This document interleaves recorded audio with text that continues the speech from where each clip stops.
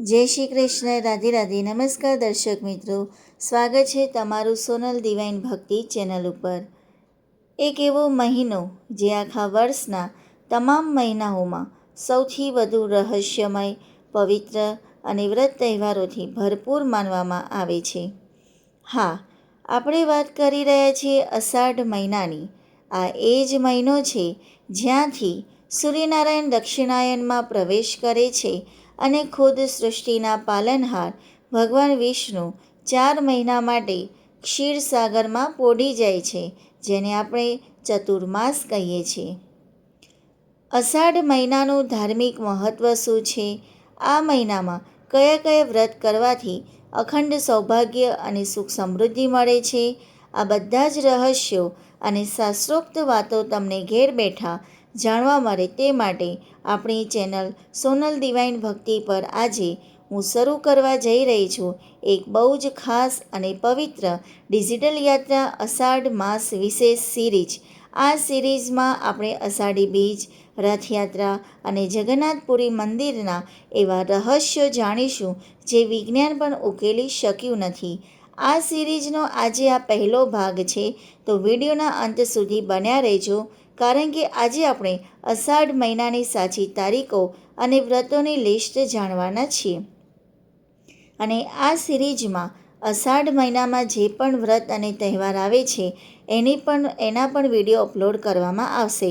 તો જરૂરથી મિત્રો, જો તમે આ ચેનલ ઉપર નવા હો તો ચેનલને ચોક્કસથી સબસ્ક્રાઈબ કરી લેવી અને બેલ આઇકન ઉપર ક્લિક કરી દેવું, જેથી તમને આવનારા વિડીયોની નોટિફિકેશન મળતી રહે અને ખૂબ સરસ મજાનું, આમ કહેવાય ને કે સાચી અને સટીક માહિતી તમને આ વિડીયોમાં જોવા મળશે. બીજું આપણે જોઈએ કે ઘણા ભક્તોને મનમાં મૂંઝવણ હોય છે કે આ વર્ષે અષાઢ મહિનો ક્યારથી શરૂ થાય છે અને ક્યારે પૂરો થાય છે.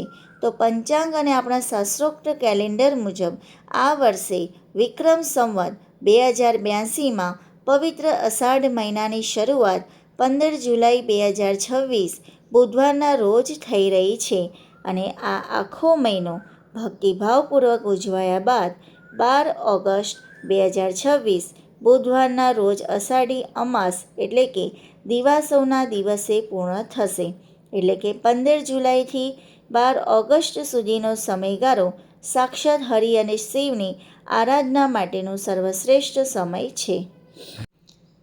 હવે સવાલ એ થાય કે અષાઢ મહિનાનું આટલું બધું મહત્ત્વ કેમ છે?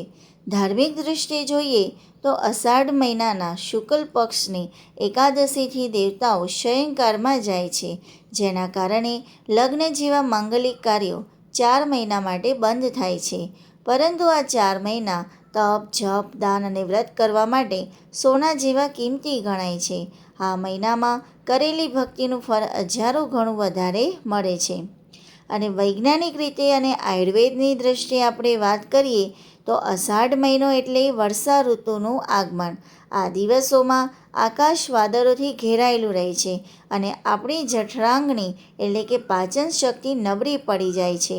આ જ કારણે આપણા ઋષિમુનિઓએ આ મહિનામાં સૌથી વધુ વ્રત અને ઉપવાસ રાખવાનો નિયમ બતાવ્યો છે, જેથી આપણું શરીર રોગોથી બચે અને આપણું મન પ્રભુ ભક્તિમાં પરોવાયેલું રહે.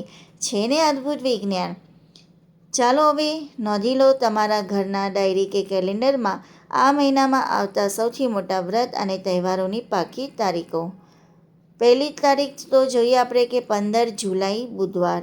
અષાઢ મહિનાના પહેલા જ દિવસે અષાઢી નવરાત્રિનો પ્રારંભ થાય છે અને સાથે જ આપણા કચ્છી ભાઈ બહેનોનું નવું વર્ષ એટલે કે કચ્છી હાલારી અષાઢી વર્ષ 2083 પણ આ જ દિવસે શરૂ થાય છે.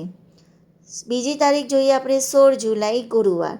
આખા વિશ્વમાં જેની રાહ જોવાય છે તે પર્વ એટલે અષાઢી બીજ. આ દિવસે મહાપ્રભુ જગન્નાથજીની ભવ્ય રથયાત્રા નગર ચર્ચાએ નીકળશે. 25 જુલાઈ શનિવાર.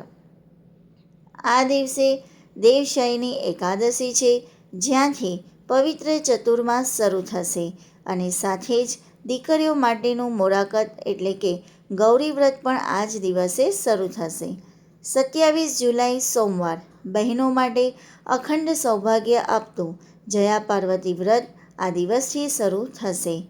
29 જુલાઈ બુધવાર આ પવિત્ર દિવસે અષાઢી પૂનમ એટલે કે ગુરુ પૂર્ણિમાનો મહાઉત્સવ ઉજવવામાં આવશે અને સાથે જ મોરાકત વ્રતનું જાગરણ પણ રહેશે.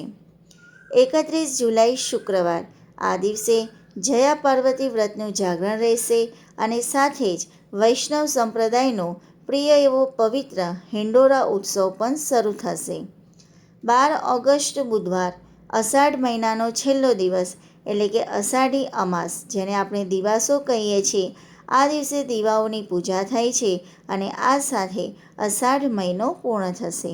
સરસ મજાના તહેવારોની લિસ્ટ છે. હજુ એમાં ઘણા બધા તહેવારો આવી જશે, જેમ કે એકાદશી છે, બરાબર, જયા પાર્વતી વ્રત છે, તો એ બધા પણ આ સિરીઝમાં તમને જોવા મળશે.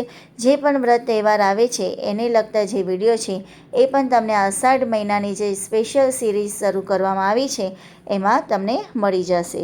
તો છેક સુધી વિડીયોમાં જોડાયેલા રહેજો. હવે આપણે જોઈએ કે સરસ મજાના અષાઢ મહિનાની શરૂઆત થશે, બરાબર.